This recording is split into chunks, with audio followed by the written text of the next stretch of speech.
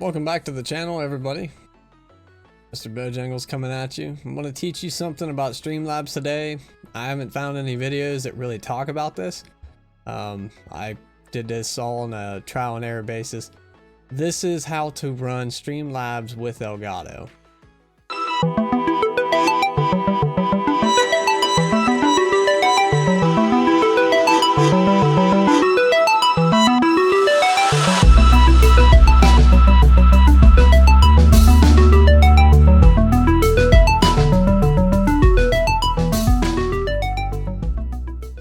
Make sure that you guys check out the stream. It runs Monday, Tuesday, me. Monday, Tuesday, oh my god. Monday, Wednesday, Friday. 9 p.m. Eastern time. That took way too many takes to say.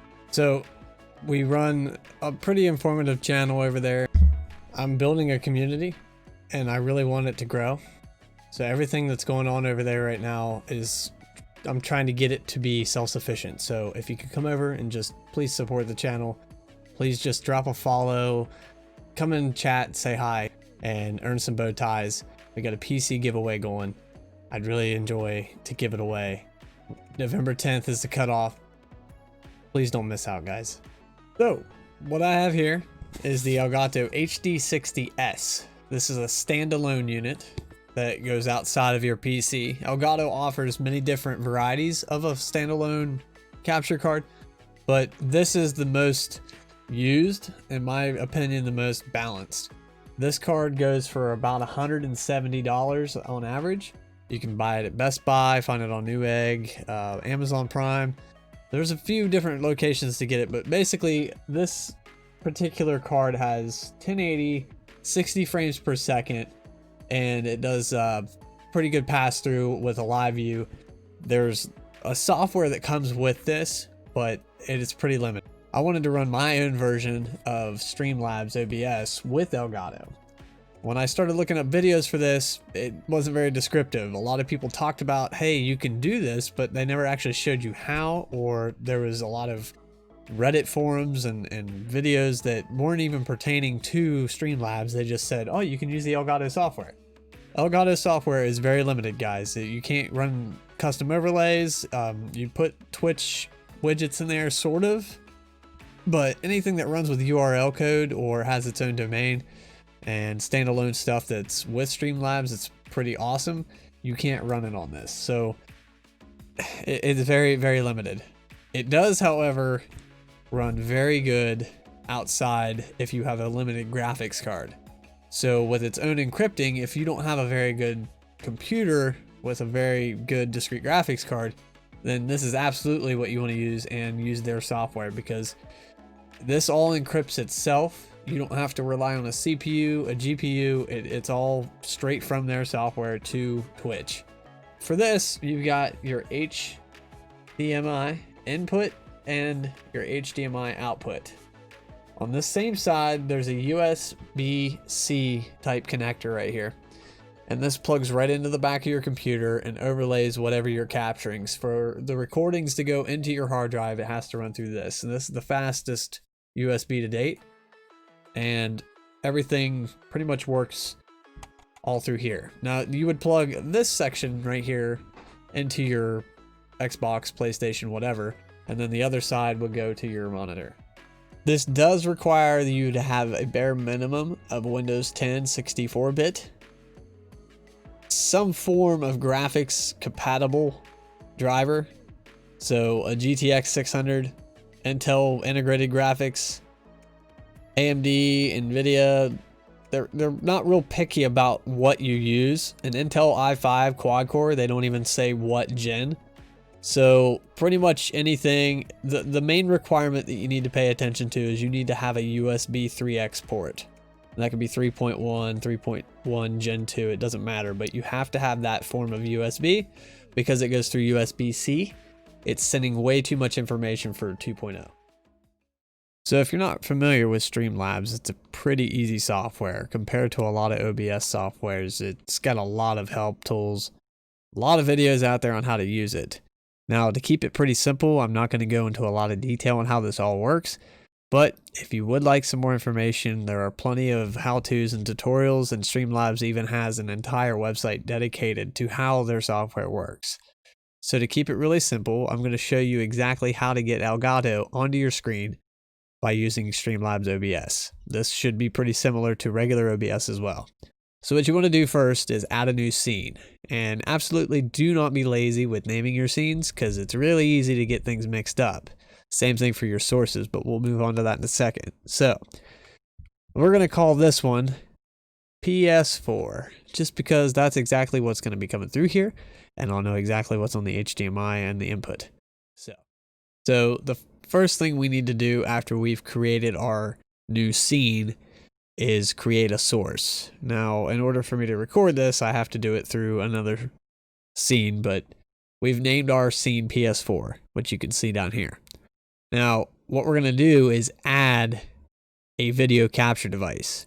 This is where your camera and any other inputs, video inputs, would be listed. Elgato will automatically come up in here for me, but if you were starting with a blank slate, there would be nothing there. So we're going to add a new source instead, in which case I'm going to name this Elgato. And I need to learn how to type. Okay, so add source and look through the list of devices. In this case, we're going to go right here to Elgato Game Capture HD and click done. All right, as you can see, I have Elgato up on the screen now. It is below my camera and my other things. That's another thing that you would have to add and learn how to do on OBS. But the important thing is now I have my PlayStation on here. Now, there are other ways to do this with other methods of software, and you can capture with your graphics card, you can capture with pretty much any kind of input, really. But the main thing is that the encryption for live stream is there if you need it. Now, if you're live streaming and you wanted your audio to come through, Elgato's got you covered. The PlayStation and the Xbox goes right through HDMI. It picks it up for you, and your Streamlabs OBS will pick up whatever the Elgato outputs. That being said, if you want your party chat to come through, Elgato sells their own version of a splitter to plug into the bottom of your controller, where you can actually run your headset and the Elgato with an input line all through the Elgato sound system. That being said, I cheaped out, didn't buy that awesome splitter for $16. I instead try to invent my own way to do it. And I'm going to show you exactly how to do that now. So the first thing you need to do is add a source of audio. An audio output capture will bring whatever goes through this certain device. So you'll go to sources, add audio output capture, and in which case I have named mine to my speaker headset. So this is whatever's going to come through this headset will go into the stream and out the other end. Any sources that you have playing back, which means if you set any of these to monitor, even if it's monitor only, you're hearing it through your headset, it's going to come through the stream. That being said, I also have another option you need to change in order for your stream to hear chat. Now, PlayStation automatically divides the chat as soon as you plug in a headset. The HDMI output can be divided from the chat, or you can push all of it at the same time into the headset. Now, you're going to have your PC on and your headset plugged into your computer. You don't want to have your headset plugged into the PlayStation. You want to have a separate microphone plugged into the PlayStation so your friends can hear you, and then another microphone for your stream. This is a very complicated way of doing this, but it utilized what I had at hand. So 2 headsets, and you can absolutely talk to your game and your stream at the same time. So on the PlayStation, you want to go to your options menu, and I'm just going to duck down here. It's in your settings right here. If you don't know where that's at, it's all the way on the right next to the power down button.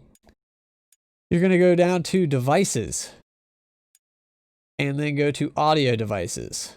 Now, as you can see, TV and an amplifier is already set to default, input device none. But as soon as I plug in a headset, this is all going to change. So what you want to do is go to output device and change that back to TV or amplifier and leave your input device as the microphone you plugged into your headset or into your controller.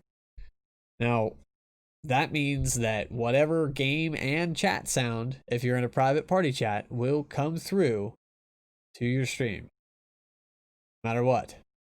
So you are now responsible for everyone in your stream. PlayStation had their own way of muting people if you stream through the PlayStation. That's gone. So just bear that in mind. Choose your friends wisely. Oh my god. I really hope this video was helpful for you guys. If you did find it helpful, make sure you guys click the subscribe and the like button. And if you guys haven't, check out justarememberdesigns.com. Check out the Rage page. Got a lot of merchandise there, and I'll put a link in that in the description below. If I don't see you in the stream, stay average, guys.